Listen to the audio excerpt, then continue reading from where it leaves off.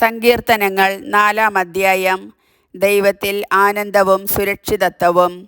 എനിക്ക് നീതി നടത്തിത്തരുന്ന ദൈവമേ, ഞാൻ വിളിച്ചപേക്ഷിക്കുമ്പോൾ എനിക്ക് ഉത്തരമരുളണമേ. ഞെരുക്കത്തിൽ എനിക്ക് അങ്ങ് അഭയമരുളി.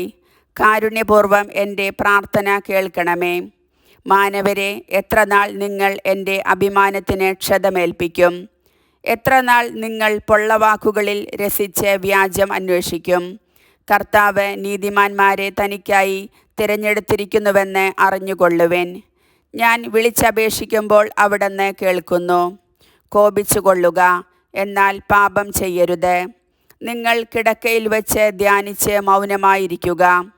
ഉചിതമായ ബലികൾ അർപ്പിക്കുകയും കർത്താവിൽ ആശ്രയിക്കുകയും ചെയ്യുവിൻ. ആർ നമുക്ക് നന്മ ചെയ്യും? കർത്താവെ, അങ്ങയുടെ മുഖകാന്തി ഞങ്ങളുടെ മേൽ പ്രകാശിപ്പിക്കണമേ എന്ന് പലരും പറയാറുണ്ട്. ധാന്യത്തിൻ്റെയും വീഞ്ഞിൻ്റെയും സമൃദ്ധിയിൽ അവർക്കുണ്ടായതിലേറെ ആനന്ദം എൻ്റെ ഹൃദയത്തിൽ അങ്ങ് നിക്ഷേപിച്ചിരിക്കുന്നു. ഞാൻ പ്രശാന്തമായി കിടന്നുറങ്ങും. എന്തെന്നാൽ കർത്താവെ, അങ്ങു തന്നെയാണ് എനിക്ക് സുരക്ഷിതത്വം നൽകുന്നത്. കർത്താവിൻ്റെ വചനം.